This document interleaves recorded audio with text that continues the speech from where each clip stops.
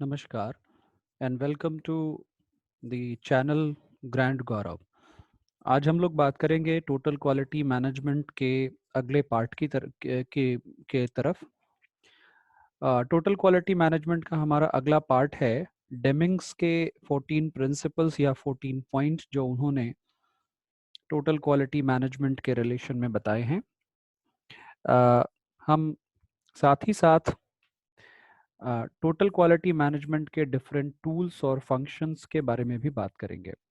तो आज की क्लास को शुरू करते हैं और देखते हैं इस एकेडमिक लेक्चर की सीरीज में आज का लेक्चर आपको कैसा लगता है।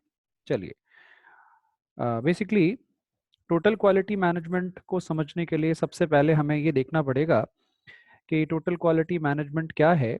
तो इसके लिए हम लोगों ने पहले बात कर ली है और हमारा एक वीडियो भी उस चीज़ पे मैंने बना करके अपलोड करा है, आप लोगों ने उसे देखा भी होगा। बेसिकली टोटल क्वालिटी मैनेजमेंट किसी ऑर्गेनाइजेशन में जितनी भी चीज़ें हैं उन्हें सिस्टमेटिक वे में उनकी क्वालिटी को इंश्योर करना, उन्हें एनहांस करना, इन सारी चीज़ों से रिलेटेड है। और इसको एक वर्ड में हम अगर डिफाइन करने जाएं तो ये कहते हैं कि total quality management basically continuous process improvement है। यानी किसी ऑर्गेनाइजेशन ने अगर अपने हर प्रोसेस में कॉन्टिन्यूअस इम्प्रूवमेंट की सिचुएशन को मेंटेन करने की ठान ली है, तो ऐसी ऑर्गेनाइजेशन टोटल क्वालिटी मैनेजमेंट के पैरामीटर्स पे चल रही है। अब आज हम लोग बात करेंगे डेमिंग के 14 पॉइंट्स की। तो पहले ये जान लेते हैं कि डेमिंग कौन थे। बेसिकली डेमिंग अमेरिका के रहने वाले एक बहुत ही अच्छे मैथमेटिशियन, बहुत ही अच्छे स्टेटिशियन रह चुके हैं।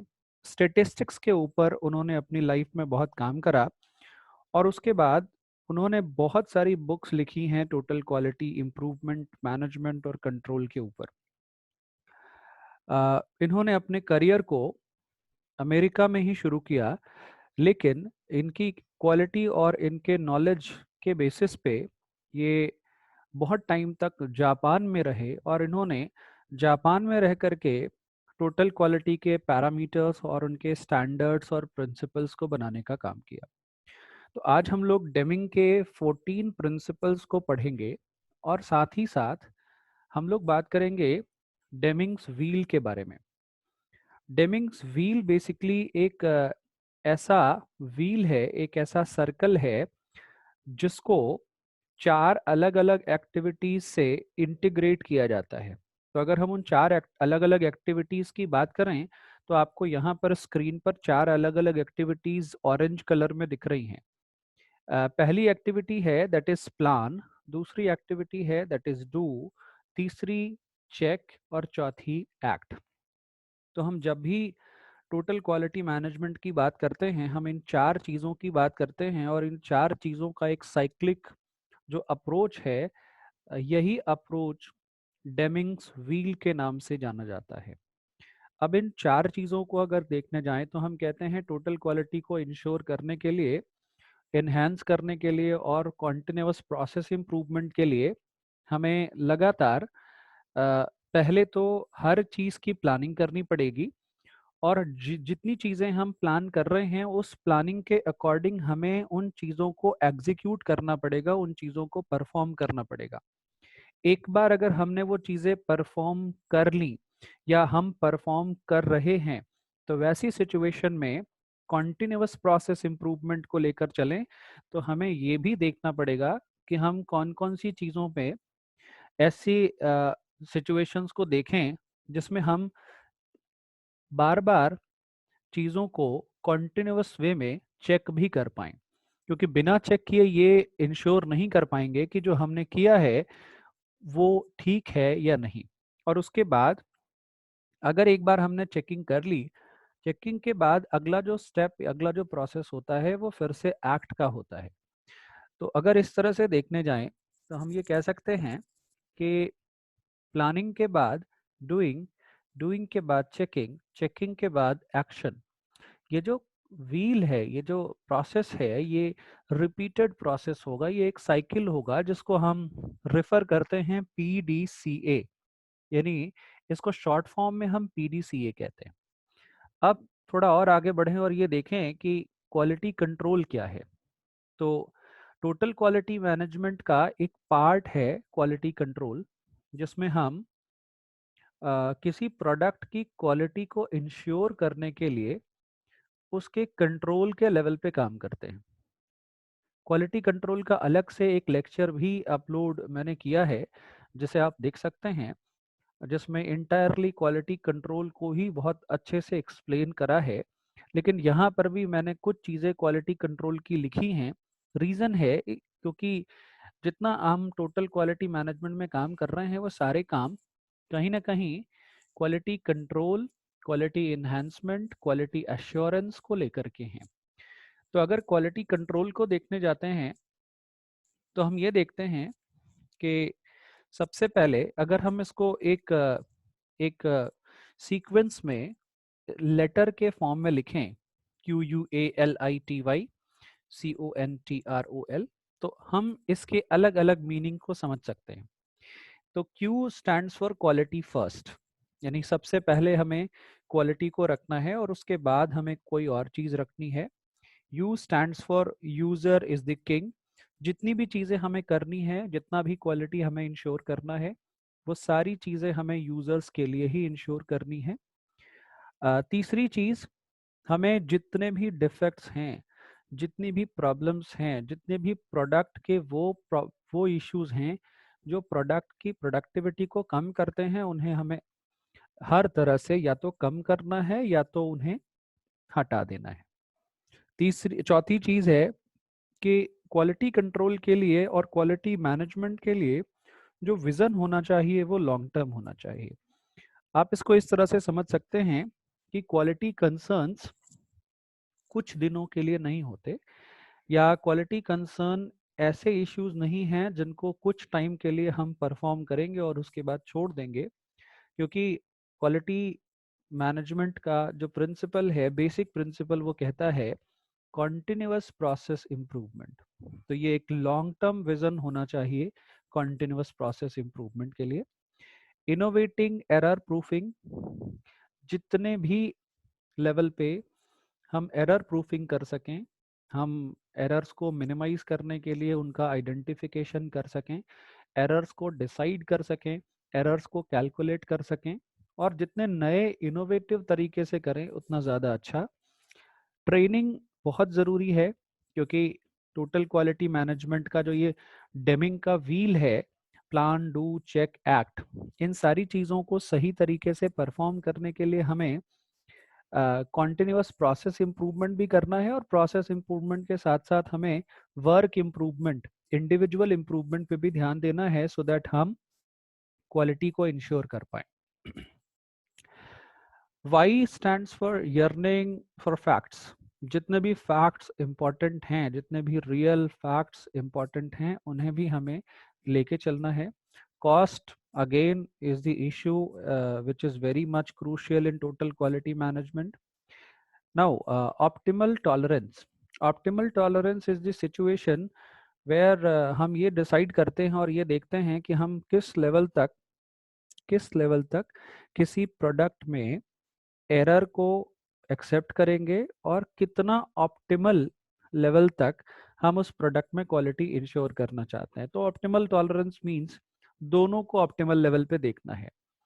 ज़्यादा से ज़्यादा क्वालिटी इंश्योर करना, ये भी हमें ऑप्टिमल लेवल पे देखना है, और साथ ही साथ हमें जितने भी एरर्स हैं उनको भी हमें ऑप्टिमल लेवल पे चेक करना होगा कि किस लेवल तक हम उन ऑप्टिमल एरर्स को टॉलरेट कर सकते हैं।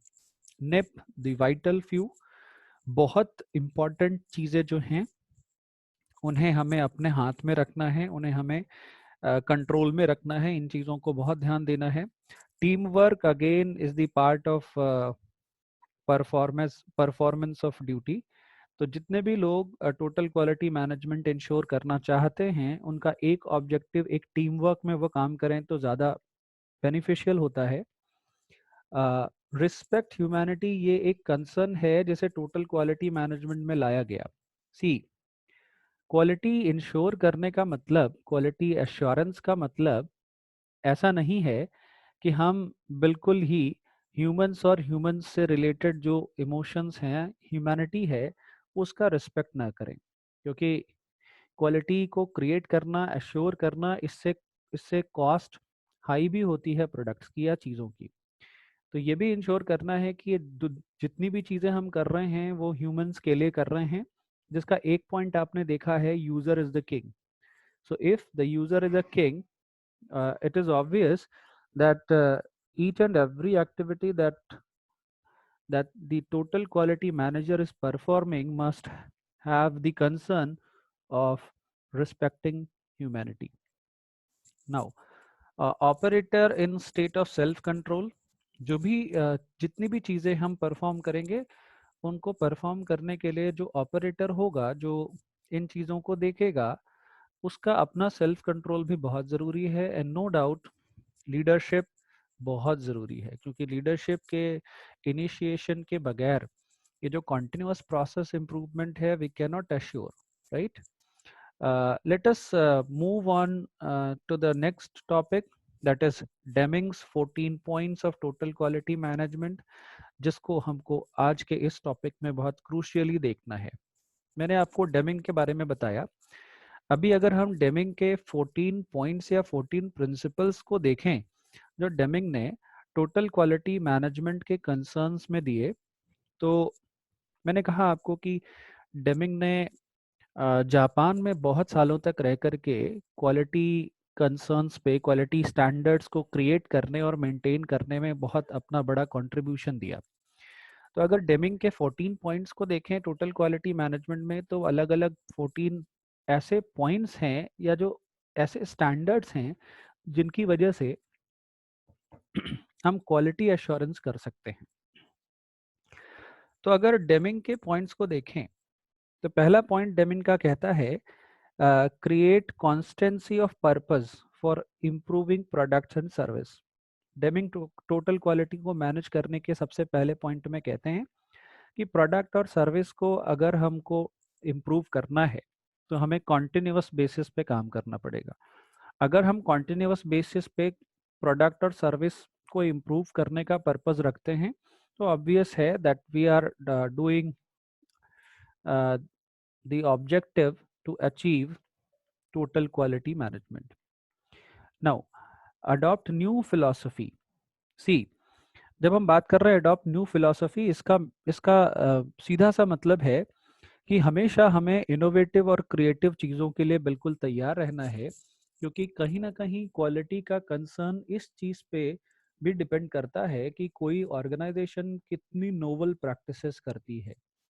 नोवल प्रैक्टिसेस मींस इनोवेटिव और क्रिएटिव अप्रोच के साथ।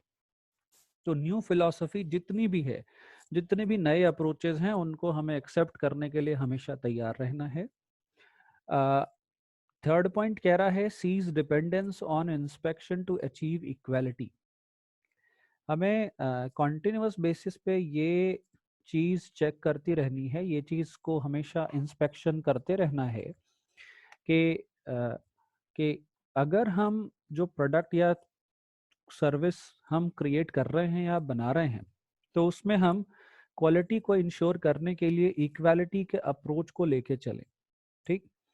अगला जो पॉइंट है वो कह रहा है, end the practice of awarding business on price alone, instead minimise total cost by working with a single supplier. तो ये बहुत इंपॉर्टेंट पार्ट है। डेमिंग का ये कहना है कि अगर हम चाहते हैं क्वालिटी को मेंटेन करना या मैनेज करना, तो हमें सिर्फ एक दो फैक्टर्स को लेके नहीं चलना है। और ये भी डेमिंग ने कहा कि हम हम अपना जो सप्लायर है, अपने जो हमारे हमसे जुड़े लोग जो हैं, उनके साथ हमारे लॉन्ग लास्टिंग और कॉन्टिन्यूअस रिलेशंस हों, क्योंकि लॉन्ग लास्टिंग और कॉन्टिन्यूअस रिलेशंस होने की वजह से हम ये देख पाएंगे कि कॉन्टिन्यूअस सप्लाई होगी, तो हम प्रोडक्शन में क्वालिटी को इंश्योर कर पाएंगे, right? Improving constantly and for ever every process for planning production and service. ये तो हम लोगों ने बात कर ही ली, क्योंकि टोटल क्वालिटी मैनेजमेंट का एक सबसे बड़ा कंसर्न यही है कि कॉन्टिन्यूअस प्रोसेस इम्प्रूवमेंट। तो हमें ये देखना है कि हम कॉन्टिन्यूसली प्लानिंग को इम्प्रूव कर रहे हैं, प्रोडक्शन को इम्प्रूव कर रहे हैं और सर्विसेज को इम्प्रूव कर रहे हैं या नहीं। तो ये भी टोटल क्वालिटी मैनेजमेंट के रिलेशन में एक बहुत बड़ा स्टैंडर्ड या प्रिंसिपल है। अगला है institute training on the job. ये बहुत बड़ी बात है कि क्वालिटी को इंश्योर करने के लिए हर नई चीज़, हर क्रिएटिव, इनोवेटिव या एडवांस जो चीज़ें हैं उनको हमें लेके चलना पड़ेगा। और जितनी हम बढ़िया तरीके से उन चीज़ों को लेके चलते हैं उतना ज़्यादा हमारे क्वालिटी एश्योरेंस में हेल्प मिलती है। तो हमें नई नई टेक्निक्स, नई नई चीज़ों से अपने लोगों को अवेयर भी कराना है। दैट्स वाई हमें जॉब पर ही लोगों को ट्रेन भी करना पड़ेगा, क्योंकि कहीं ना कहीं we cannot compromise with the quality of the product or service which we are providing. अगली चीज है adopt and institute leadership। ये बहुत बड़ी बात है। हम लोगों ने पहले भी बात करी अभी थोड़ी देर पहले कि हर लीडरशिप का अपना एक विजन होगा और उस विजन के अकॉर्डिंग ही लीडरशिप चलेगी। तो अगर हम नए सिस्टम्स के, नए लीडरशिप सिस्टम्स को क्रिएट करने की बजाय अगर हम ऐसे सिस्टम्स को बनाएं या ऐसे सिस्टम्स को अडॉप्ट करें जिनकी क्वालिटी और स्टैंडर्ड्स पहले से ही हैं, तो वो ज़्यादा अच्छा होगा। डेमिंग की अगली बात, अगला पॉइंट जो है वो कह रहे हैं कि अडॉप्ट दी, सॉरी ये पॉइंट रिपीट हो गया है। Drive out fear. कहीं भी किसी भी लेवल पे अगर किसी तरह की कोई क्लैरिटी की ज़रूरत है, कहीं स्किल्स में, कहीं टेक्निकल लेवल पे कहीं कोई प्रॉब्लम है, तो उसे हमें दूर करने की ज़रूरत है। इसलिए क्योंकि क्वालिटी को मेंटेन या मैनेज करने के लिए हमें जो फियर है परफॉर्मेंस का, जो फियर है टाइम के अंदर काम ना कर पाने का, ये सारी चीज़ों को हमें ड्राइव आउट करना पड़ेगा। और एक बार ड्राइव आउट करेंगे तो we will certainly work on them, क्योंकि एक बार क्या डर है, क्या प्रॉब्लम है वो निकल के आएगी तो उसका सोल्यूशन भी हो सकता है। Break down barrier between staff areas. ये भी एक इम्पॉर्टेंट चीज़ है कि हमारा जितना भी स्टाफ एरिया है, हमारे जितने भी स्टाफ में चीज़ें हम कर रहे हैं, तो उसमें कहीं ना कहीं जो ब्रेक डाउन है अगर वो होता है तो वो एक बैरियर है टोटल क्वालिटी मैनेजमेंट का। तो हमें ये भी देखना है कि किसी भी लेवल पे स्टाफ का डिससेटिस्फैक्शन ना हो, क्योंकि क्वालिटी इंश्योर करने में ह्यूमन रिसोर्स बहुत इंपॉर्टेंट रोल प्ले करता है।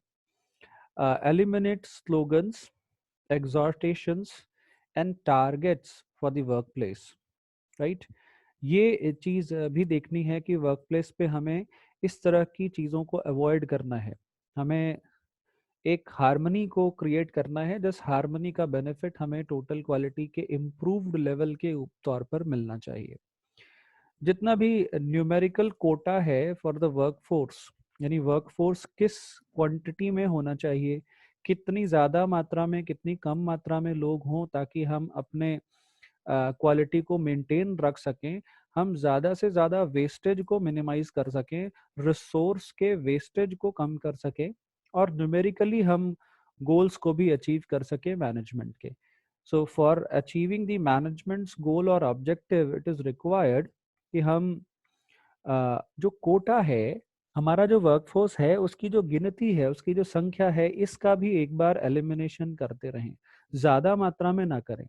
ठीक, वो अप्रोप्रिएट संख्या होनी चाहिए। Remove barrier that rob people of pride of workmanship and eliminate the annual rating और मेरिट सिस्टम। ऑर्गेनाइजेशंस में बहुत ये चीज़ देखने को मिलती है कि एनुअल बेसिस पे रेटिंग की जाती है, मेरिट सिस्टम रखे जाते हैं, जिससे हम उनके जो वर्क है, जिससे हम उनके जो, जिससे उनका मोटिवेशन जो है उसको हम ब्रेक करते हैं। तो अगर ये चीज़ हो रही है तो वर्कर्स जो इन्वॉल्वमेंट है वो कम हो जाएगा, और वर्कर्स इन्वॉल्वमेंट कम होना दैट मीन्स कहीं ना कहीं परफॉर्मेंस पे असर पड़ना है। Put every day in the company to work accomplish the transformation. हर ऑर्गेनाइजेशन को ये चीज़ फॉलो करनी है कि कॉन्टिन्यूस प्रोसेस इम्प्रूवमेंट के लिए और कॉन्टिन्यूसली अपने लेवल पे काम करने के लिए उन्हें ये चीज़ इंश्योर करनी है कि वो अपना जो टास्क है वो डे टू डे बेसिस पे कंप्लीट करते रहें, तभी ट्रांसफॉर्मेशन आ पाएगा। तो ये थे डेमिंग के 14 पॉइंट्स। थोड़ा और आगे बढ़ते हैं। अब हम टूल्स की बात करेंगे।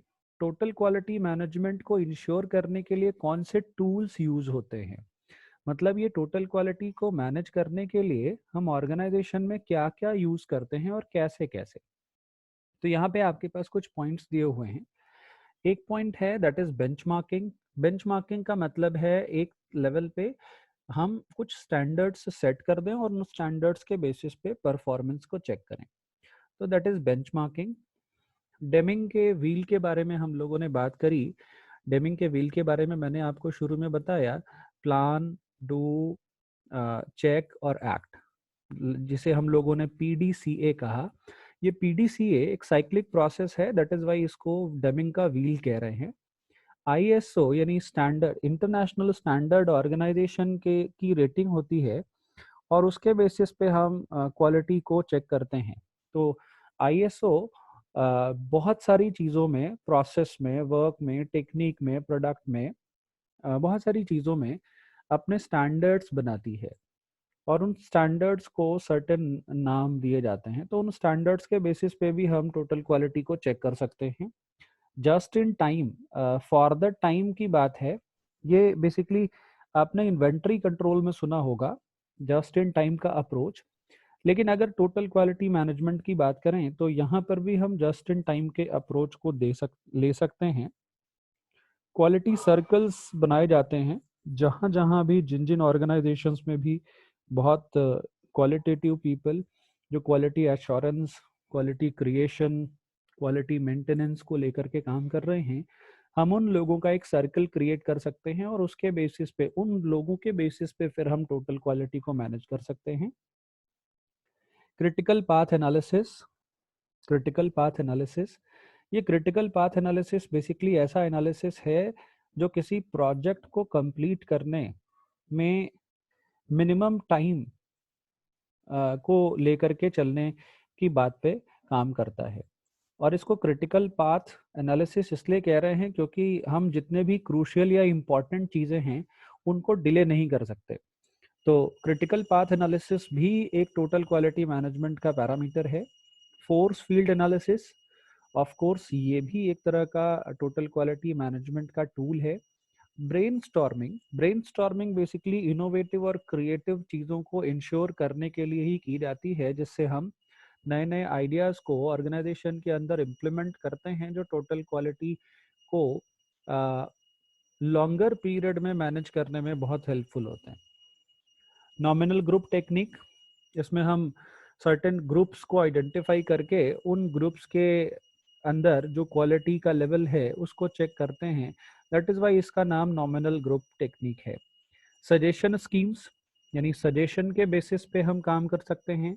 सी चार्ट, बेसिकली हम टोटल क्वालिटी का रिप्रेजेंटेशन, टोटल क्वालिटी को कैसे हम रिप्रेजेंट कर सकते हैं, तो रिप्रेजेंटेशन के लिए हम डिफरेंट चार्ट्स बनाते हैं और उन चार्ट्स के थ्रू भी हम ये चेक कर सकते हैं कि टोटल क्वालिटी का लेवल क्या है। तो वहाँ पर भी हमें मैनेजमेंट में हेल्प मिलती है। दैट इज़ वाई हम सी चार्ट बनाते हैं, हिस्टोग्राम बनाते हैं। पी चार्ट भी एक तरह का चार्ट है। पाई चार्ट जो कि स्टेटिस्टिकल चार्ट है जिसमें हम डिफरेंट डेटा के बेसिस पे पाई क्रिएट करते हैं और उससे हम एनालिसिस कर पाते हैं कि कहाँ पर हम कितनी क्वालिटी अश्योर कर पा रहे हैं, कहाँ पर कहाँ दिक्कत है चीज़ों में, प्रोसेस में। टैली चार्ट, हम टैली चार्ट इस बेसिस पे बनाते हैं कि टैली चार्ट के बेसिस पे हम कंपैरिजन कर सकें, हम मैचिंग कर सकें, जहां हम यूनिवर्सल अप्रोच के बेसिस पे स्टैंडर्ड्स से चीज़ों को मैच करा सकें। और लास्ट है failure mode and effect analysis. अगर कोई एक्टिविटी हम कर रहे हैं और वो ठीक तरीके से नहीं हो रही है तो हम ये जानने की कोशिश करेंगे कि उसका इफेक्ट क्या पड़ा, इम्पैक्ट क्या पड़ा। ये बिल्कुल ठीक डेमिंग व्हील की तरह ही एक टेक्निक है। तो अभी हम लोगों ने ये देखा कि टोटल क्वालिटी मैनेजमेंट के इतने टूल्स हैं, इनमें से किसी भी टूल का यूज करके हम ऑर्गेनाइजेशन में एनालिसिस कर सकते हैं। ऑर्गेनाइजेशन में हम टोटल क्वालिटी को इंश्योर करने के लेवल पे काम कर सकते हैं। आगे बढ़ते हैं। Functions of total quality management, भाई हम इतना सारा क्यों कर रहे हैं? तो टोटल क्वालिटी मैनेजमेंट करता क्या है बेसिकली? टोटल क्वालिटी मैनेजमेंट में कौन सी चीज़ें होती हैं। तो अगर देखने जाएं तो कुछ मेन पॉइंट्स आपके सामने रखे हुए हैं मैंने। पहला जो पॉइंट है, forming quality policy and it's communication.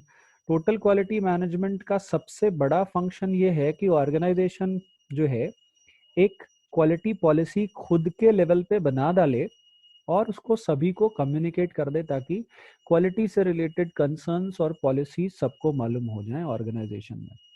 Team work और पार्टिसिपेशन के लिए हम टोटल क्वालिटी मैनेजमेंट की बात करते हैं।